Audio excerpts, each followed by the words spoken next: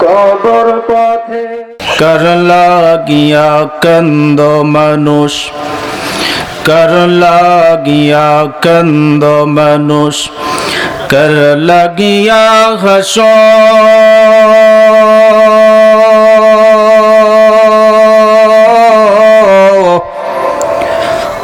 যে তোমারে করলে সৃজন তারেই ভুলে আসো।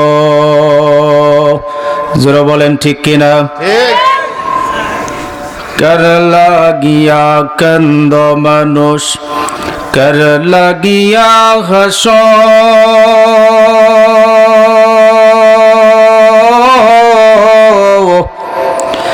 যে তোমারে করলো সৃজন তারেই ভুলে আসো। এই পৃথিবীর মালিক যিনি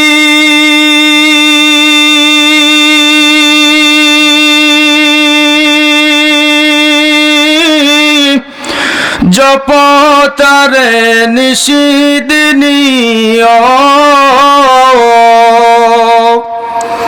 ওরে যার হাতেতে মরণ সবার, ওরে যার হাতেতে, ওরে যার হাতেতে মরণ সবার, যার দয়াতেই বাঁচো।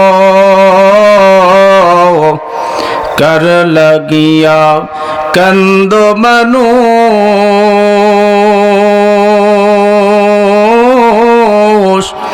কর লাগিয়া হাসো। কলমা পড়েন লা ইলাহা ইল্লাল্লাহ, জোরে লা ইলাহা ইল্লাল্লাহ, কলবে লা ইলাহা ইল্লাল্লাহ, সরে লা ইলাহা ইল্লাল্লাহ, জোরে লা ইলাহা ইল্লাল্লাহ। আসমান সুন্দর, জমিন সুন্দর, সুন্দরে সুন্দরে পাল্লা, তার চেয়ে বেশি সুন্দর, তার চেয়ে বেশি সুন্দর প্রাণের নবী সাল্লাল্লাহু জোরে লা ইলাহা ইল্লাল্লাহ, কলবে লা ইলাহা ইল্লাল্লাহ, লা ইলাহা ইল্লাল্লাহু মুহাম্মাদুর রাসূলুল্লাহ। জবান খুলে পড়ি সাল্লাল্লাহু আলাইহি ওয়াসাল্লাম। ভাইজান আবারও পড়ছি সাল্লাল্লাহু আলাইহি ওয়াসাল্লাম। পূর্ব নুঠুরচর পূর্বপাড়া জামে মসজিদের উদ্যোগে আয়োজিত আজকের ইসলামী মহাসম্মেলনের সম্মানিত সুযোগ্য শ্রদ্ধাভাজন সভাপতি, দুদিন আগে মারা গেছেন সভাপতি, যিনি গত দুদিন আগে পৃথিবীর মায়া ত্যাগ করে পৃথিবীর সকল মানুষকে এতিম করে নিজেও এতিম হয়ে 3.5 হাত মাটির ঘরে শুয়ে আছেন, ঠিক কিনা বলেন?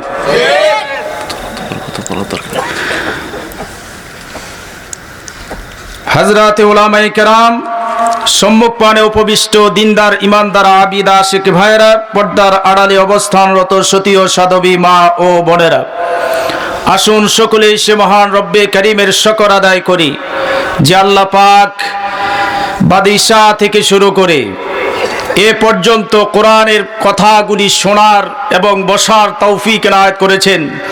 সে মহান প্রতিপালকের, সে মহান রব্বে কারীমের শুকর আদায়ের লক্ষ্যে মালিকের সন্তুষ্টির জন্য সকলের জবান খুলে রব্বে কারীম যেন খুশি হয়ে যায়, এই জন্য উচ্চ আওয়াজে আলহামদুলিল্লাহ পড়া যাবে। সকলেই সে মহান রব্বে করিমের শকর আদায়ের লক্ষ্যে জবান খুলে পড়ছি আলহামদুলিল্লাহ। আলহামদুলিল্লাহ। আরো জোরে সোরে পড়ছি আলহামদুলিল্লাহ। আমাদের দরুদ ও সালাম টুকু পৌঁছে দিচ্ছি বিশ্ব মানবতার মুক্তির দিশারি রহমতে আলম নবী সৈয়দুল আম্বিয়া নবী আরাবী, যিনি এ বাংলার জমিন থেকে 6,500 মাইল দূরে সোনার মদিনার মাটির নিচে শুয়ে আছেন। শুধু শুয়ে আছেন না, আজও উম্মতের দরদে উম্মতের মায়ায় মদিনাতুল মুনাওয়ারায় রওজায়ে আতহারে তিনি উম্মতের দরদে কান্না করছেন। শুধু কাঁদছেন না, কাঁদতে কাঁদতে মদিনার মাটি কাদা করে ফেলেছেন। সে রসুল আরাবির শানে উম্মতের দাবিদার হিসাবে জবান খুলে দরুদ ও সালাম পড়া যাবে ভাই? সকলে জবানটা খুলে পড়ছি সাল্লাল্লাহু আলাইহি ওয়াসাল্লাম। অনেক লম্বা দরুদগুলি আছে, তার মধ্যে এটি একটি ছোট দরুদ, ঠিক কিনা বলেন? রাসূল আরবি সাল্লাল্লাহু আলাইহি ওয়াসাল্লাম বলছেন, মান সাল্লা আলাইয়া ওয়াহিদাতান সাল্লাল্লাহু আলাইহি আসরা, যে ব্যক্তি আমার উপর একবার দরুদ পড়ে, কয়বার? জোরে বলেন, কয়বার? একবার দরুদ পড়ে আল্লাহ পাক তার উপর 10 বার রহমতের বাজেট করেন। সুবহানাল্লাহর আওয়াজ চিৎকার মেরে বলেন সুবহানাল্লাহ। বান্দা পড়বে কয়বার? একবার। ফয়সালা হবে কয়বারে? 10 বার। সুবহানাল্লাহ বিহামদিহি। ইনি হচ্ছেন রব্বে করিম। বান্দা একটা নেক আমল করে আল্লাহ পাক 10 গুণকে বাড়ায় দেয়। সুবহানাল্লাহ। রাসূল আরবি আমাদের কাছে নেই। আল্লাহ নবী বিশ্ব নবী রাহমাতুল লিল আলামিন বলেন, আমি পৃথিবী থেকে বিদায় হয়ে যাব, আমার পরবর্তী উম্মতের জন্য আল্লাহ রাব্বুল আলামিন পৃথিবীতে মানুষ যত ওই পরিমাণ কান দিয়ে আল্লাহ পাক একজন ফেরেশতাকে বানাইছেন। চিৎকার মেরে বলেন সুবহানাল্লাহ। আমার সাহাবীরা আমার সম্মুখে থেকে আমার উপর দরুদ পড়েছে। আমার এক শ্রেণীর উম্মত গুলি দুনিয়ার জমিনে আসবে, যারা আমাকে দেখতে পাবে না, আমার উপর দরুদ পড়বে। আল্লাহ রাব্বুল আলামিন এটা আমি হাবিবের জন্য, আমার উম্মতের জন্য বড় হাদিয়া আর বড় তোহফা দিয়েছে। পৃথিবীতে মানুষ যে পরিমাণ রয়েছে, একজন ফেরেশতাকে আল্লাহ বানাইছে, ওই ফেরেশতার গায়ের মধ্যে আল্লাহ পৃথিবীর মানুষের সমপরিমাণ কান দান করেছে। সুবহানাল্লাহ। এই পূর্ব নঠুর চর থেকে কোন আল্লাহর বান্দা যদি আল্লাহ নবীর প্রতি একবার দরুদ পড়ে, এই দরুদের আওয়াজ বের হতে দেরি হয়, এই ফেরেশতার কান পর্যন্ত পৌঁছতে দেরি হয় না, এই ফেরেশতার কান পর্যন্ত পৌঁছে যায়। এই যে বান্দা দরুদ পড়েছে, এই দরুদ পড়নেওয়ালার 14 গোষ্ঠীর নাম সহ রাসূল আরবির রওজার পাশে সালাম দিয়ে পৌঁছে দেয়। নবীজি আপনার উম্মতে আপনার উপর দরুদ পড়ছে, আপনার উপর দরুদ পড়ছে, আল্লাহ পাক তার উপর 10 বার রহমতের বাজেট করে দেন। সুবহানাল্লাহ। আমার ভাইরা, কোরআনে কারীম থেকে একটি আয়াতি কারিমা তেলাওয়াত করেছি। যেহেতু রাত্রি দ্বীপ্রহর, রাত্রি গভীরের দিকে রওনা করেছে, এজন্য কোরআনে কারীমের একটি আয়াতি কারিমা তেলাওয়াত করেছি। আল্লাহ পাক জানায় দেয়, ইন্নাল্লাযীনা ক্বালু রাব্বুনাল্লাহ, নিশ্চয়ই যারা বলে আমার রব আল্লাহ। আমার রব আল্লাহ। আমার রব কে? যারা বলে আমার রব আল্লাহ, আল্লাহ রাব্বুল আলামিন বলেন, ইন্নাল্লাযীনা ক্বালু রাব্বুনাল্লাহ, যারা বলে আমার রব আল্লাহ, যারা বলে আমার রব আল্লাহ, এই কথার উপরেই ওই আল্লাহর বান্দা ওই কথার উপরে অটল থাকে। আল্লাহ পাক কোরআনে কারীমের মধ্যে জানায় দেয়, লা খাউফুন আলাইহিম ওয়ালা হুম ইয়াহজানুন, ওই বান্দার কোনো চিন্তাও নাই, কোনো পেরেশানিও নাই, কোনো ভয়ও নাই। সুবহানাল্লাহ। সুবহানাল্লাহ। পৃথিবীতে যারা বলে আমার রব কে, আল্লাহ আল্লাহ আমার রব, এ রবি আমার সব, আল্লাহ আমার রব, এ রবি আমার সব, দিলে দিলে তন মনে তারি অনুভব, আল্লাহ আমার রব, এ রবি আমার।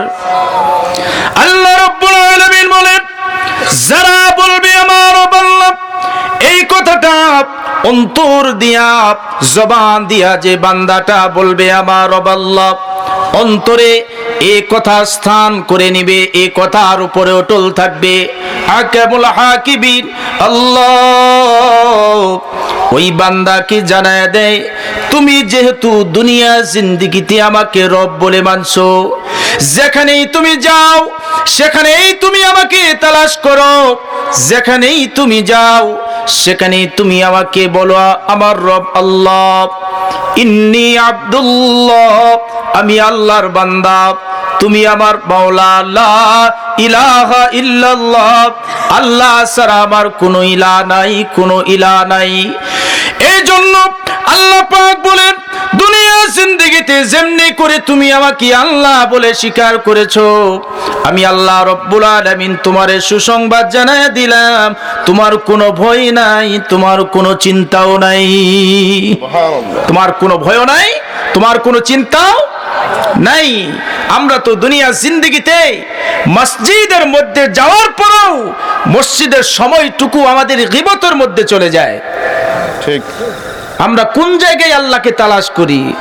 মসজিদে গিয়া কিছুক্ষণের জন্য যদি নামাজের একটু লেট হয়ে যায়, তাহলে গিয়া শুরু হয় কে কত মন ধান ইনকাম করছে, কে কত টাকা ইনকাম করে মাসে, কার ছেলে কিরকম।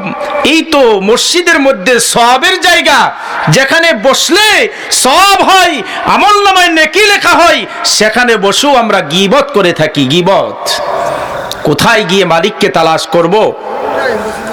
শফি আজম রহমতুল্লাহি আলাইহি, শফি আজম রহমতুল্লাহি আলাইহি তিনি তাফসীরে মারিফুল কুরআন লিখেছেন। এ শফি আজম রহমতুল্লাহি আলাইহি তিনি ইস্তেনজার সময়টুকুও তিনি মূল্যায়ন করেছেন। কিয়ামতের আদালতে যদি আমার মালিক আমারে জিগায়, এ শফি আজম, দুনিয়ার জিন্দেগিতে তুমি দৈনিক যদি 5 বার ইস্তেনজার মধ্যে যাও, তাহলে 5 বার ইস্তেনজার মধ্যে যাওয়ার কারণে তোমার 5 মিনিট করে 25 মিনিট সময় তুমি গুজরান করলা। এইভাবে তোমার 2 দিনে কত মিনিট হয়, সপ্তাহে কত মিনিট হয়? তোমাকে আমি আল্লাহ তাআলা 60 বছরের হায়াতের জিন্দেগি দান করলাম। এই 60 বছরের হায়াতের জিন্দেগির মধ্যে তোমার তো আমলহীন অবস্থায় ইস্তেনজার মধ্যে 1টা বছর গুজরান হয়ে গেছে। আজকে হাসরের ময়দানে তুমি আমার সামনে জবাব দাও। এই শফি আজম রহমতুল্লাহি আলাইহি তিনি ইস্তেনজার সময়টুকু জাতি আল্লাহর আদালতে দাঁড়ানোর উপরে মালিক যদি ডাক দেয়, শফি তুমি আমারে জবাব দাও, দুনিয়ার জিন্দেগিতে ইস্তেনজার মধ্যে সময়টুকু তুমি কেমনে গুজরান করে দিলা? আমি সেদিন মালিকের দরবারে দাঁড়াইয়া এই ইস্তেনজার মধ্যে আমার 60 বছরের জিন্দেগির কত সময় গুজরান হয়ে গেল, জবাব মালিকের কাছে দিতে পারবো না।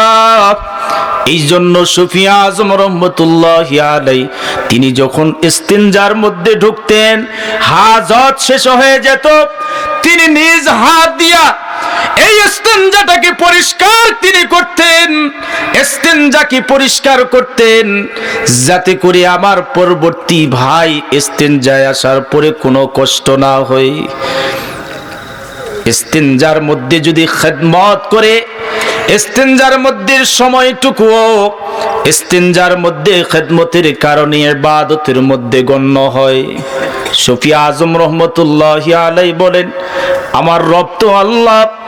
আল্লাহ যেহেতু বলছেন ইন্নাল্লাযীনা ক্বালু রাব্বুনাল্লাহ, আমার রব যেহেতু আল্লাহ, এ কথার উপর যারা অবিচল বিশ্বাস থাকবে, এ কথার উপরে যারা বিশ্বাস স্থাপন করবে, এর উপর অটল থাকবে, আল্লাহ ঘোষণা করে দিছে তার চিন্তা নাই, তার কোনো পেরেশানিও নাই, কোনো ভয়ও নাই। এই জন্য আল্লাহর আদালতে দাঁড়ানোর পরে আমার মালিকের কাছে কোনো জবাব দিতে হবে না। কারণ হলো ইস্তেঞ্জার মধ্যে যাওয়ার সময়টুকু আমি শফি আজম মূল্যায়ন করে কাটাইয়া দিছি। আপনার আমার অনেক সময় তো গুজরান হয়ে যায়, অনেক সময় গান বাজনার মধ্যে সময় চলে যায়, অনেক সময় গল্পের আসরে বন্ধু বান্ধবের সাথে সময় চলে যায়, কিন্তু আজকের এই সময়টুকু কিয়ামতের আদালতে নাজাতের উসিলা হতে পারে।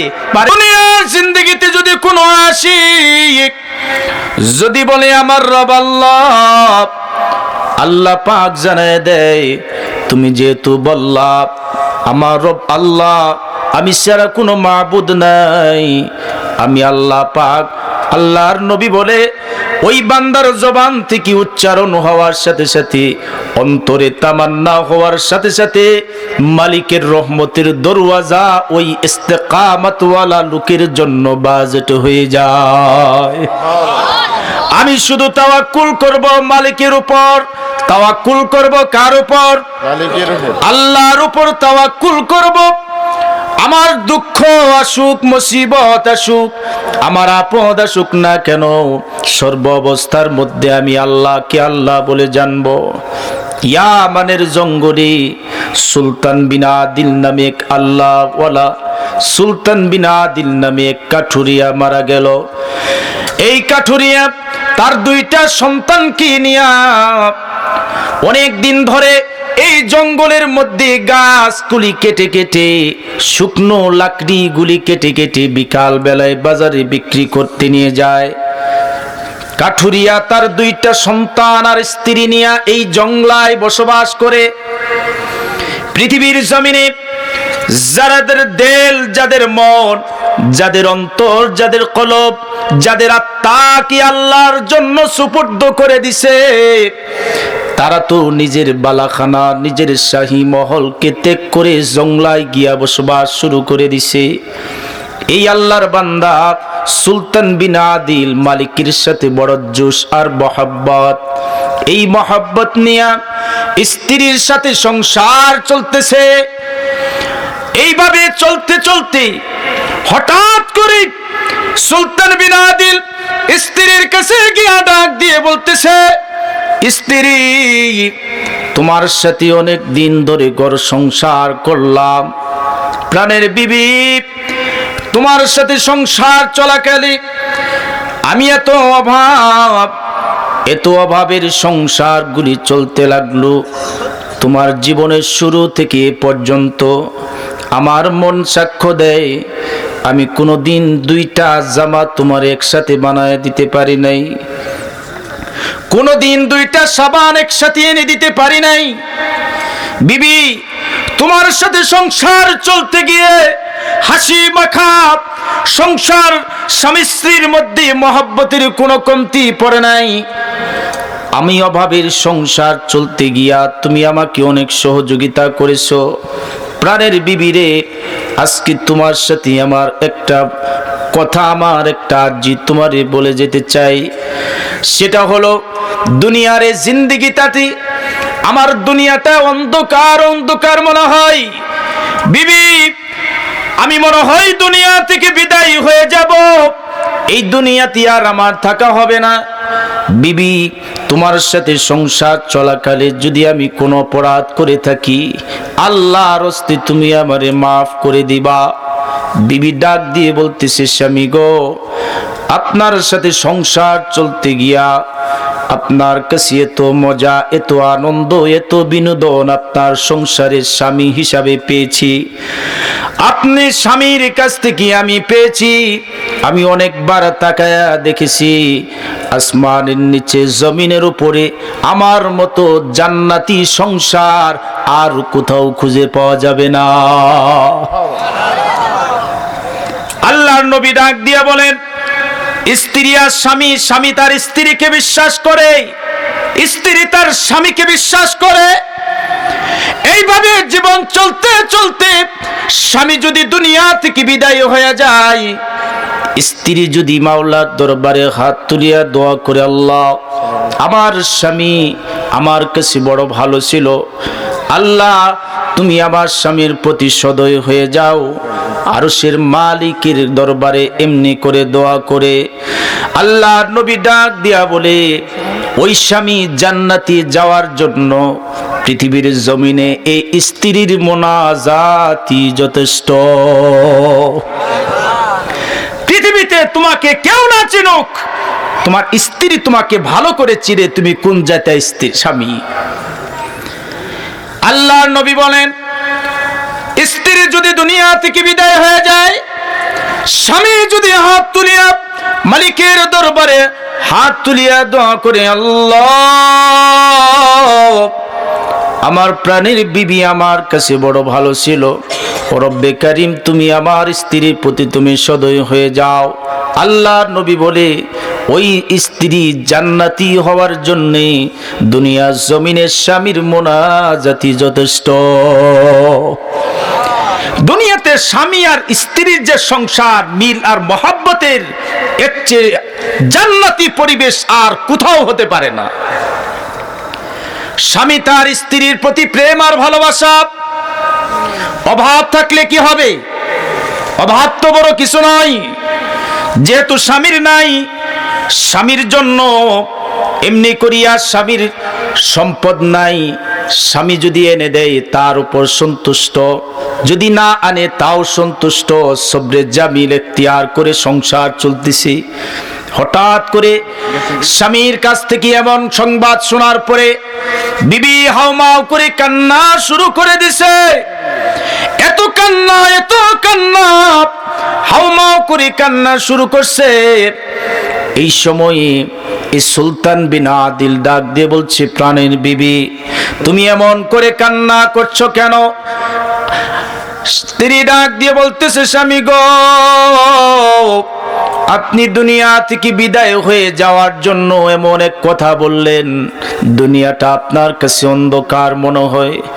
ও স্বামী, আপনি যদি দুনিয়া থেকে বিদায় হয়ে যান, এই অরণ্য ভূমিতে যেখানে কলিজার টুকরা দুইটা সন্তান ছাড়া কেউ নাই, এইখানে কেমনে বসবাস করতে পারবো? বড় কষ্ট হবে। আপনি কেন আমাদেরকে ছেড়ে দুনিয়া থেকে চলে যাবেন? স্বামী ডাক দিয়ে বলতেছে, প্রাণের বিবি আমি দুনিয়া থেকে বিদায় হয়ে যাওয়ার আগে আমি তোমারই তিনটা শর্ত জানায় দিব। স্ত্রী যদি তুমি তিনটা শর্ত পালন করতে পারো, তাহলে আমি আল্লাহর আদালতে আমি এই তিনটা শর্তের বদৌলতে নিজেকে একজন মুমিন, একজন আশিক হিসাবে দাঁড় করাতে পারবো। এই সময় সুলতান বিন আদিলের স্ত্রী বললেন, স্বামী আপনার কি তিনটা শর্ত বলেন? সুলতান বিন আদিল ডাক দিয়ে বলতেছে, আমি তো দরিদ্র মানুষ, দুনিয়া থেকে বিদায় হয়ে যাওয়ার পর আমি দরিদ্র মানুষ, আমার গায়ে আমার কোনো ব্যাংক নাই, কোনো ব্যালেন্স নাই।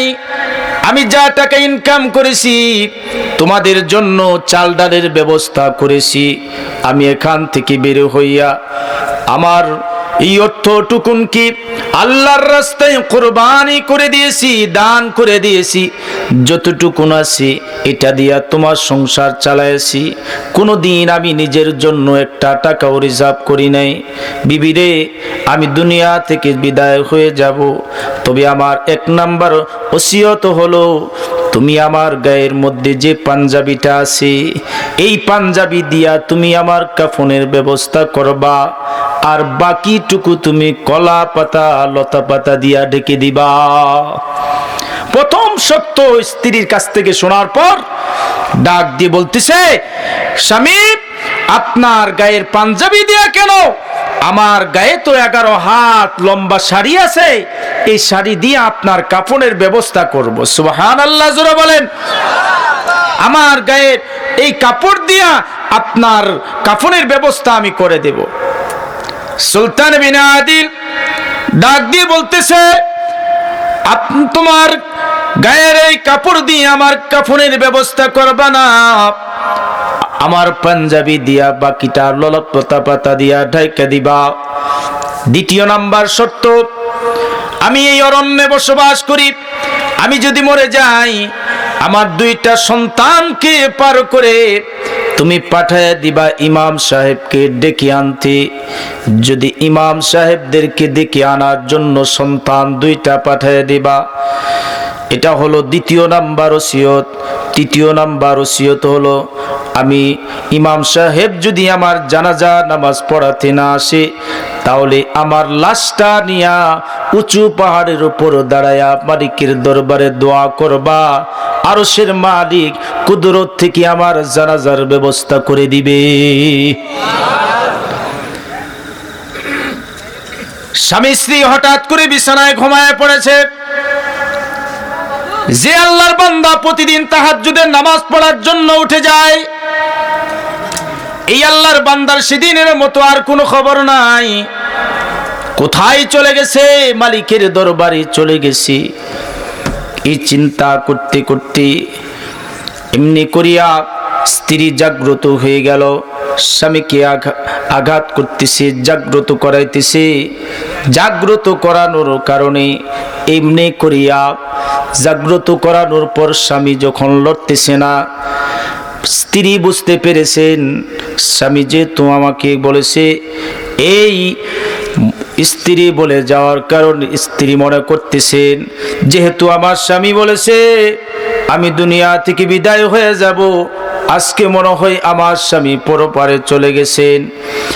এই কথা চিন্তা করতে করতে যা ভাবনা তাই সত্যি বাস্তব হয়ে গেল। স্ত্রীর লাশটা নিয়ে এমনি করি এক পাশে স্বামীর লাশটা রেখে দিছে, আরেক পাশে দাঁড়াইয়া ফজরের সালাত আদায় করছে। সন্তান দুইটা ঘুম থেকে জাগ্রত হওয়ার পরে মার কাছে এসে জিজ্ঞাসা করছে, মা আব্বু কই, এখনো কি বিছানা থেকে উঠবে না? এই কথা বলার পরে এই আল্লাহর বান্দি ডাক দিয়ে বলছে, তোমার আব্বু তো দুনিয়া ছেড়ে মালিকের দরবারে হাজিরা দিতে চলে গেছে।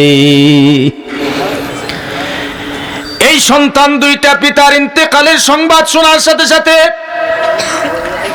গলা কাটা মুরগির মতো জমিনের উপর লম্প করে কান্না শুরু করছে। এত কান্না শুরু করছে। এই সময় ডাক দিয়ে মা বলতেছি, কলিজার টুকরা সন্তানরা শোনো, আমি কেমন করে, তুমি না এত করে কান্না করতেছো, তোমার কান্নার কোনো কারণ নাই। মা তার সন্তানকে সান্ত্বনা দিতেছে, কিন্তু এই মাসুম বাচ্চাগুলি পিতার বিয়োগ বেদনায় কলিজায় আঘাত করতেছে, যার কারণে কান্না থামাতে পারছে না। এই সময়ে ডাক দিয়ে বলতেছে, মা গো, আমার পিতা এই অরণ্যের মধ্যে প্রতিদিন আমাদের খাদ্যের ব্যবস্থা করত, যোগান দিয়ে দিত, কিন্তু আজকে তিনি দুনিয়া থেকে বিদায় হয়ে গেলেন, কে আমাদের খাবারের ব্যবস্থা করবে? মা ডাক দিয়ে বলতেছে, হাসবুনাল্লাহু নি'মাল ওয়াকিল, নি'মাল মাওলা ওয়া নি'মান নাসির। যারা বলেন আল্লাহু আকবার। আল্লাহু আকবার। মা যেমন সন্তানটাকে বুঝাইতেছে, এ কলিজার টুকরা সন্তান শোন, তাওয়াক্কুল তোর পিতার উপর নয়, তাওয়াক্কুল তোর পিতার উপরে নয়। আরশের মালিক যদি কারো হয়ে যায়, তামাম দুনিয়াটা তার জন্য হয়ে যাবে। আরশের মালিক যদি কারো জন্য হয়ে যায়, আল্লাহ তার জন্য যথেষ্ট হয়ে যাবে। তোমার পিতা দুনিয়া থেকে চলে যেতে পারে, কিন্তু আল্লাহ তোমারে না খাওয়া রাখবে না, কারণ তোমার পিতা এই শিক্ষা তোমাদেরকে দিয়ে যায় নাই। এই জন্য তোমরা তাওয়াক্কুল করো মালিকের উপর। এই সময়ে সন্তান দুইটাকে পার কইরা মসজিদের ইমাম সাহেবের কাছে পাঠিয়ে দিছে, যাও তোমার পিতা দুনিয়া থেকে চলে গেছে, জানাজা পড়াতে হবে। ইমাম সাহেবকে গিয়া বলছে, হুজুর চলেন, আমার পিতা মারা গেছে, ওই জঙ্গলে সুলতান বিন আদিল নামে এক আল্লাহর বান্দা, আমার পিতার জানাজার নামাজের ব্যবস্থা করতে হবে, চলেন এই অরণ্যের দিকে। কিন্তু হুজুর ডাক দিয়ে বলছে, এই অরণ্যের দিকে যাওয়া যাবে না, কারণ এই অরণ্যের মধ্যে বড় বাঘ রয়েছে, ভাল্লুক রয়েছে, বড় হিংস্র প্রাণীগুলি আছে, আমি সেখানে যেতে পারবো না। এ দুনিয়ার জমিনে কেউ করে বাঘের ভয়, কেউ করে বিচ্ছুর ভয়, কেউ করে বিভিন্ন বস্তুর ভয়, কিন্তু আরশের মালিক বলেন, যদি আমার ভয় তার অন্তরের মধ্যে থাকে, পৃথিবীর যাবতীয় হিংস্র প্রাণীগুলি তার গোলাম হয়ে যাবে। আবু সালে মুসা জঙ্গি বাঘের উপর সবার হইয়া জঙ্গল পাড়ি দিছে, সাপরে চাবুক বানায়া জঙ্গল পাড়ি দিয়ে অপারে চলে গেছে। মা যেমন তার সন্তানও তেমন, পিতা যেমন তার সন্তানও তেমন। সুলতান বিন আদিলের সন্তানগুলি ইমাম সাহেবের কাছ থেকে এমন কথা শোনার পরে তার আস্তে করে সামনের দিকে রওনা করছে। যেহেতু আসবে না, মায়ের কাছে গিয়া বলবে, মা গো গিয়েছিলাম কিন্তু আসবে না, বড় ভয় হয়। এই জন্য তারা গিয়া মায়ের কাছে হাজির হয়ে গেছে। মা গো, আমার পিতা জানাজার নামাজের ইমামতি কে করবে? জানাজা নামাজ পড়ানোর মতো তো লোক আর পাওয়া গেল না। এবার মা ডাক দিয়ে বলছে, এ বাসাদনরা শোনো, তোমার পিতার লাশকে এক পাশে ধরো, আমি এক পাশে লাশটাকে ধরি, দুজনে এমনি করিয়া লাশটারি উঁচু পাড় নিয়া এমনি করিয়া সুলতান বিন আদিলের স্ত্রী হাতটা বাড়াইয়া মালিকের দরবারে দোয়া করতেছে, আল্লাহ, আমার স্বামী দুনিয়া থেকে বিদায় হয়ে গেছে, মালিক দুনিয়ার জমিনে তোমার সাথে কি দুস্তি করছে, আরশের মালিক আমি কিছুই জানি না। ও রব্বে কারীম, দুনিয়াতে জঙ্গলে মানুষ আসতে ভয় পায়, ও মালিক তুমি আমার স্বামীর জানাজার ব্যবস্থা করে দাও। আমার স্বামী দুনিয়া থেকে চলে যাওয়ার আগে আমারে বলে গেছে, দুনিয়াতে কেউ যদি আমার জানাজার ব্যবস্থা না করে এই পাহাড়ে নিয়ে যদি তোমাকে একবার ডাক দেওয়া হয়, কুদরত থেকে সাহায্য করে করে নাকি তুমি জানাজার ব্যবস্থা করে দিবা। আরশের মালিক আল্লাহ ডাক দিয়া বলে, উদউনি আস্তাজিব লাকুম, বান্দা যখন আমাকে ডাক দেই, আমি বান্দার ডাকে সাড়া দেই, বান্দা যদি দিল থেকে মহব্বতের সাথে জোশের সাথে আমারে ডাক দেই, আমি আল্লাহ তারে ডাক দিই। বান্দা যদি একা স্মরণ করি, আমি লক্ষ কোটি কোটি ফেরেশতার মাঝে তারে স্মরণ করি। সুবহানাল্লাহ, জোরে বলেন। খারাপ লাগতেছে? রাত্রি যেহেতু গভীরের দিকে রওনা করেছে, আপনাদের কষ্ট দিব না।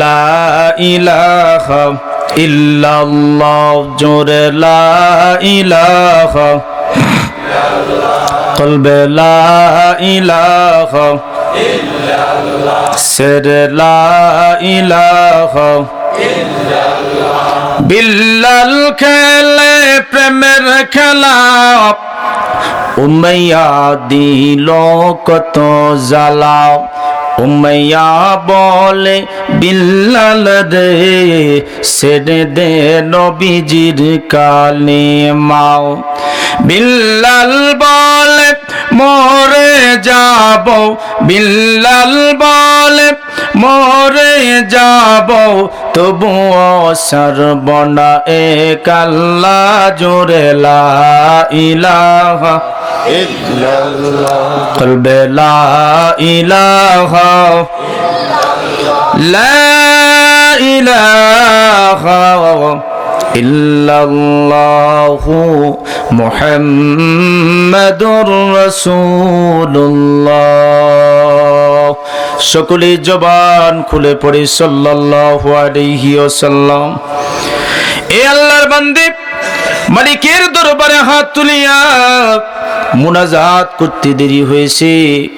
এদিকে ইয়ামান থেকে 25,000 মাইল দূরে বাগদাদে জুনায়েদ বাগদাদি 13 জন মুসল্লি নিয়া 13 জন সাগরিদ নিয়া রওনা করেছে বাল্লিগু আন্নি ওয়ালাউ আয়ার উপর আমল করতে।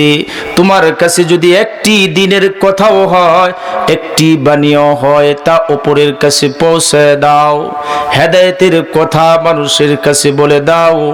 এজন্য জুনায়েদ বাগদাদি 13 জন মুসল্লি নিয়া রওনা করছে।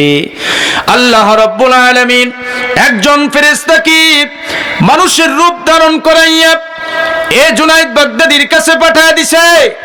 জুনায়েদের কাছে গিয়া বলতেছে, জুনায়েদ কোথায় যাও? বলতেছে দিনের দাওয়াতের জন্য যাচ্ছি। কোথায় যাইতেছো? কই অমুক এলাকায় দিনের দাওয়াতের জন্য। এ ফেরেশতা ডাক দিয়ে বলতেছে, না না, দিনের দাওয়াতে তোমাকে যেতে হবে না। ইয়ামানের জঙ্গলে এক আল্লাহর বান্দা, এক আল্লাহর ওলি ইন্তেকাল করেছে, সেখানে গিয়া তার জানাজা নামাজ পড়াতে হবে। এই ইয়ামান থেকে বাগদাদ হলো 2500 মাইলের পথ। জুনায়েদ বাগদাদি বড় তাজ্জব হয়ে গেছে, এই 2500 মাইলের পথ আমি যাব কেমনে? ইতস্তবোধ করতেছে। ফেরেশতা ডাক দিয়ে বলতেছে, ইতস্ত করার কোনো কারণ নাই, তুমি রুকুতে চলে যাবা। তুমি রুকুতে যাইয়া 3 বার তাসবিহ পড়তে দেরি হবে। কুদরতে ইলাহি তোমারে ইয়ামান থেকে 2500 মাইলের পথ বিদ্যুৎ গতিতে পৌঁছায়া দিতে দেরি হবে না। 13 জন মুসল্লি নিয়ে নামাজের মুসল্লায় দাঁড়ায় গেছে। রুকুতে যাওয়ার সাথে সাথে গিয়া দেখি ইয়ামানের জঙ্গলে অমাবস্যার রাত, কোথাও কোনো আলো নাই। দূর থেকে তাকায় দেখতেছে একটা হেংলা পাতলা মহিলা পাশে 2টা বাচ্চা নিয়া এমনি করিয়া সামনে কি জানি নিয়ে বসে আছে। চতুর্মুখে জঙ্গলের ভিতরে তালাশ করতেছে, কোথাও কোনো আলো নাই। কিন্তু ওই জায়গার দিকে তাকালে দেখা যায় এ জমিন থেকে আসমান পর্যন্ত আলো আলোকিত হইয়া পুরো জঙ্গলটাকে আলোকময় করে দিছে। জুনায়েদ বাগদাদি মনে মনে চিন্তা করতেছে, এই ব্যক্তির জানাজাই মনে হয় আমাকে পড়ানোর জন্য বলছে। এবার ছুটে চলেছে পিছন থেকে, পাশে গিয়া এমনি করিয়া সালাম দিছে, আসসালামু আলাইকুম। সালামের জবাব দিয়েছে। জুনায়েদ বাগদাদি ডাক দিয়ে বলতেছে, আপনি এখান থেকে চলে যান, কারণ আপনার সাথে মোলাকাত আমার জন্য হারাম। আপনি চলে যান, আপনার স্বামীরকে গোসল করাতে হবে, সাদা মার্কিনী কাপড় পরিধান করাতে হবে, জানাজা পড়াতে হবে। এজন্য আমি আপনার এই স্বামীর মাদফুনের কাজে আমি ব্যস্ত থাকবো, আপনি দূরে চলে যান। লাশটাকে রাখিয়া যখন চলে গেল, এই সুলতান বিন আদিলকে সুন্দর করে কাপড় এমনি করিয়া বড়ই পাতার গরম জলে গোসল করায় দিল। এই গোসল করায় দেওয়ার পরে জানাজার ইমামতি করবে, কাফন আগে দিবে। এই কাফনের জন্য এ জুনায়েদ বাগদাদি মাথা থেকে 21 হাত লম্বা পাগড়িটা টান দিয়ে খুলে কাফনের ব্যবস্থা করতে যাবে। সাগরিদরা ডাক দিয়ে বলতেছে, হুজুর আপনার মাথার পাগড়ি দিয়া কেন তার কাফনের ব্যবস্থা করবেন? আমরাই তো আছি, আমাদের মাথায় তো পাগড়ি, আমরাই পাগড়ি দিয়া এই আল্লাহর বান্দার, আল্লাহর ওলির কাফনের ব্যবস্থাও হবে। সকলের দিলের তামান্না, যদি আমার মাথার পাগড়ি দিয়া এই আল্লাহর ওলির কাফনের ব্যবস্থা হয়, আমি অন্যান্য ব্যক্তির উপর গর্ববোধ করতে পারবো, আমার পাগড়িটা আল্লাহর ওলির গায়ের মধ্যে চলে গেছে। সকলের দিলে তামান্না, হুজুর আপনি আমাকে দেন, আমি আমার মাথার পাগড়িটা দিয়ে দিব। ওই আরেক মুরিদ বলে আমি মাথার পাগড়িটা দিয়ে দিব। এই সময় জুনায়েদ বাগদাদি বলতেছে, আমি যদি ইশারা করে আমি কারো 3টা টুকরা দিইনি তাহলে আরো বাকিরা কষ্ট পেয়ে যাবে। লটারি করলো, লটারি করার পরে এই যে 3 জনের নামটা বেশি উঠলো, এই 3 জনের মাথার পাগড়ি দিয়ে আল্লাহর বান্দার কাফনের ব্যবস্থাও হয়ে গেল। আর বাকি যে পাগড়িগুলি থাকলো, এটা চাটাইয়ের পরিবর্তে, কলা পাতার পরিবর্তে কাপড় ব্যবহার করবে। যেখানে এই আল্লাহর বান্দা দুনিয়ার জিন্দেগিতে বেঁচে থাকা অবস্থায় বলছে, আমি যেদিন দুনিয়া থেকে বিদায় হয়ে যাব, আমার তো কোনো ব্যাংক নাই, কোনো ব্যালেন্স নাই, আমার টাকা দিয়ে একটা কাফনের কাপড় কিনবা এ টাকাও রেখে গেলাম না। কাজে আমার গায়ের মধ্যে যে পাঞ্জাবি আছে, এই পাঞ্জাবি দিয়া কাফনের ব্যবস্থা করবা, পাকিটা কলা পাতা দিয়া ডেকে দিবা। কুদরতি ইলাহির বড় শান, বড় কেরামত আর ফজল। যেখানে কাপড় নাই সেখানে কাপড় কি ফিল আপ করে দিয়া সেখানে চাটাইয়ের পরিবর্তে কাপড়ের ব্যবস্থা মালিক করে দেয়। এটা তো মালিকের পক্ষ থেকে হয়।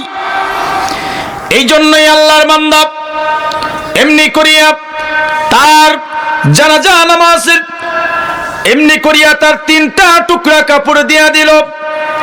কাপড় দেওয়ার পরে জানাজা নামাজ পড়ানোর জন্য যখন দাঁড়ায় গেল, হঠাৎ করে বিশাল বড় মাথায় পাগড়ি পরিহিত, হাতে একখানা বেগ নিয়ে হাজির হয়ে গেছে। আল্লাহু আকবার, জোরে বলেন। জুনায়েদ বাগদাদি ইমামের স্থানে দাঁড়ায় গেল, বাকিরা মুসল্লি হয়ে গেছে। এই সময়ে বিশাল বড় মাথায় পাগড়ি পরিহিত, হাতে একখানা বেগ নিয়া সুজা জুনায়েদ বাগদাদির কাছে গিয়া টান মারছে, যাও তুমি এখান থেকে আজকে জানাজার ইমাম আমি নিজে হয়ে যাব। সুবহানাল্লাহ বললেন না? জুনায়েদ বাগদাদি মনে মনে চিন্তা করতেছে, কি ব্যাপার, কি ব্যাপার, আমি এত 25,000 মাইল দূর থেকে এখানে আসছি, কত কষ্ট করে তার গোসলের ব্যবস্থা করছি, আবার তার কাপড়ের ব্যবস্থাও করলাম, জানাজার ইমামের স্থানেও দাঁড়ায় গেলাম, কিন্তু কি ব্যাপার, কোথ থেকে নিয়ে আসলো? আসার পরে পরে আমাকে ইমামের যায় নামাজের মুসাল্লা থেকে সরাইয়া দিয়া সে নিজে ইমাম হতে চায়। কি ব্যাপার, মনের মধ্যে বড় আফসোস, আমি আজকে আল্লাহর ওলির জানাজার ইমাম হতে পারলাম না। কিন্তু শিরোধার্য মালিক যা ফয়সালা করেছে, মালিকের পক্ষ থেকে যা ফয়সালা হয়েছে তাই তো মানতে হবে। জানাজার ইমামতি করলেন, মাত্র পিছনে মুসল্লি 13 জন, 14 জনে মুসল্লি, কিন্তু যিনি ইমাম হয়ে গেছেন বিরাট আকারে আল্লাহু আকবারের আওয়াজ দিচ্ছে।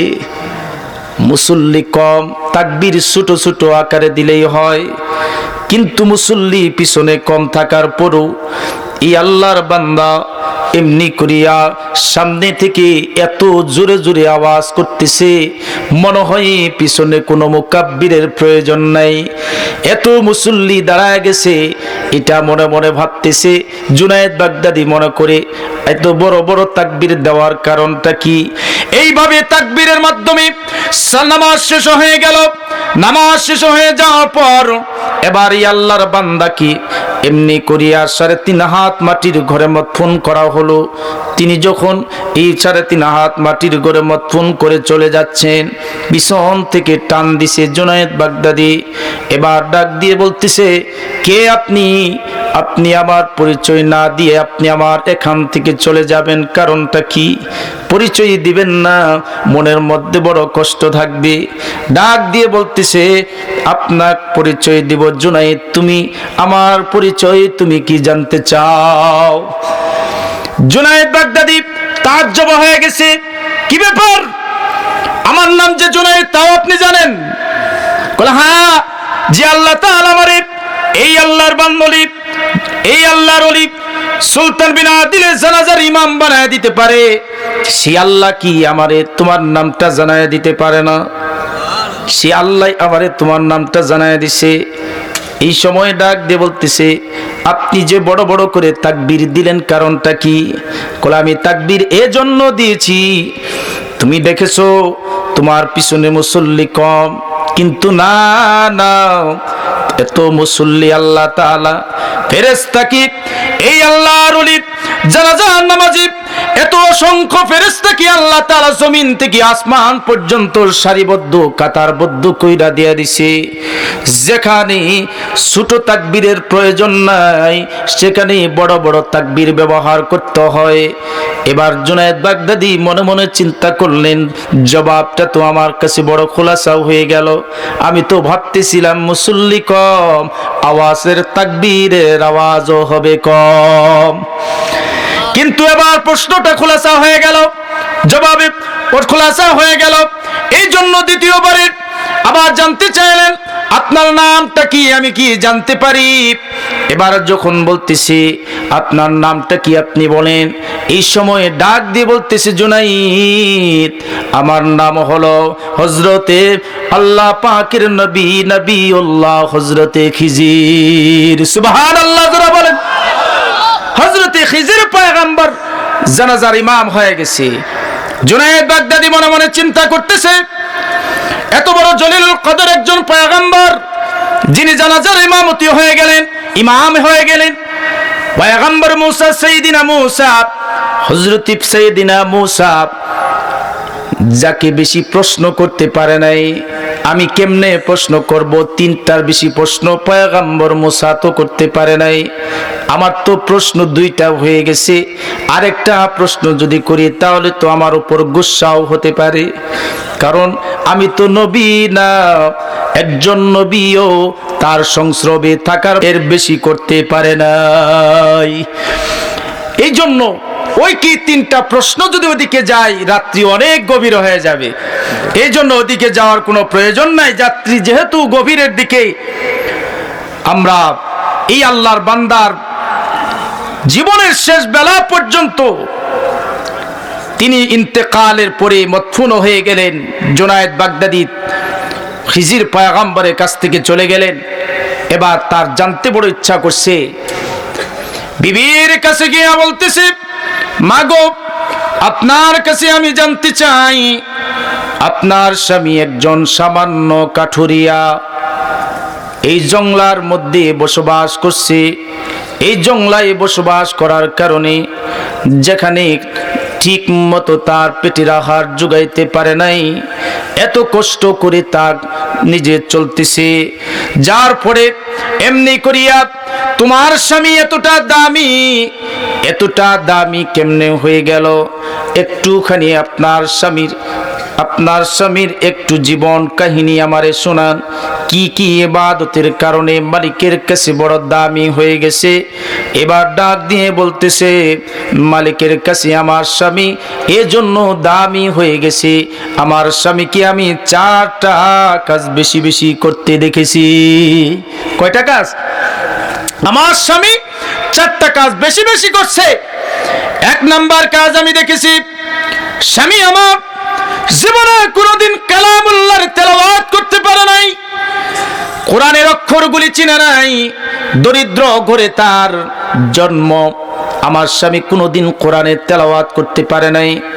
স্বামী কোরআনের তেলাওয়াত না করার কারণে, না শিখার কারণে স্বামী আমার প্রতি রাতে এ কোরআনে কারিমকে হাতে নিয়া এ কোরআনে কারিমের প্রতিটা লাইনের উপরে আঙ্গুল ঘোরায়া ঘোরায়া কান্না করেছে, আর কেঁদেছে, আর আফসোস করেছে, মালিক আমি তো কোরআনে কারিমের তেলাওয়াত শিখতে পারি নাই। মালিক তুমি কোরআনের মহব্বত অন্তরের মধ্যে আছে, এ কোরআনের মহব্বতের কারণে তুমি কি তোমার কাছে আমার স্থান করে নিবা না? আমার স্বামীর আফসোস এটাই ছিল। স্বামী প্রতিনিয়ত কোরআনকে বুকে নিয়ে স্বামী আমার কান্না করেছে। আমার স্বামী জাহান্নামের ভয়ের কারণে শুকনো বালিশ নিয়ে স্বামী আমার ঘুমে যেত। সারা রাত্রি ক্রন্দনের কারণে বালিশটা ভিজে যেত, আমি দেখেছি। আমার স্বামী হালাল উপার্জন করেছে, কোনোদিন হারাম মাল উপার্জন করে নাই। হারাম কোনো খাদ্য আমার পরিবারের জন্য নিয়ে আসে নাই। আমার স্বামী পাঞ্জে গানা নামাজ পড়েছে, আমার স্বামী কোনোদিন এক ওয়াক্ত নামাজ কাজা করে নাই, আমার স্বামী তাহাজ্জুদ কখনো কাজা করে নাই, আমার স্বামীকে এই কাজগুলা করতে দেখেছি। এবার জুনায়েদ বাগদাদি ডাক দিয়ে বলতেছেন, এই কাজগুলির মধ্যে আমরাও তো সে কাজগুলি করে থাকি, কিন্তু তোমার স্বামী এমনি করিয়া মালিকের মহব্বতের জায়গায় এমন করে স্থান করে নিছে, যার কারণে আমরাও মনে হয় পরিমাণ স্থান করতে পারি নাই।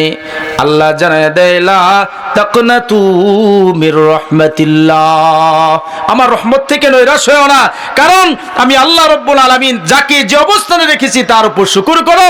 জুনায়েদ নৈরাশ হওয়ার কোনো কারণ নাই। এমনি করিয়া তিনি বলতেছেন, আমার স্বামীর এমনি কাজগুলি দেখেছি।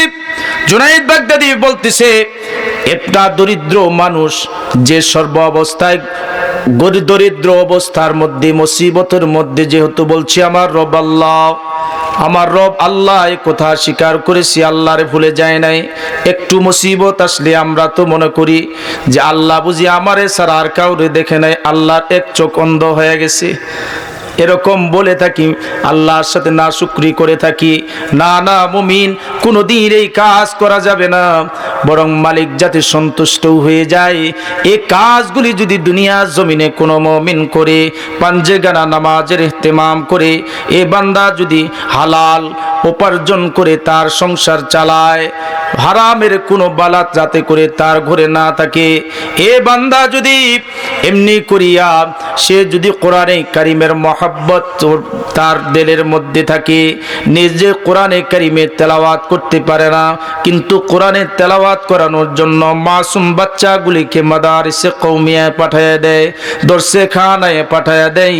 এই সন্তানগুলি কোরআনের তেলাওয়াত শিখতে শিখতে যখন আপনার দ্বারস্থ হয়ে যাবে, সন্তানকে কাছে নিয়ে যদি বলে, সন্তান আমি তো কোরআন শিখতে পারি নাই, তুমি কোরআনে কারিমের তেলাওয়াত জানো, তুমি একটু আমারে শোনাও। আল্লাহর নবী বলেন যে কোরআনে কারিমের তেলাওয়াত জানে না, সে যদি কোন কারির কাছ থেকে কোরআনের তেলাওয়াত শুনে, কারি তেলাওয়াত করনে ওয়ালা যে আমল নামায় সওয়াব লিখবে, এর চেয়ে ডাবল সওয়াব কি আল্লাহ শুননে ওয়ালার আমল নামায় দান করে দিবে। আল্লাহ পাক আমাদেরকে কবুল করেন, জোরে বলেন আমিন। আল্লাহু আল্লাহ, আল্লাহু আল্লাহ, আল্লাহু আল্লাহ, লা ইলাহা ইল্লাল্লাহ, আল্লাহু আল্লাহ, আল্লাহু আল্লাহ, আল্লাহু আল্লাহ।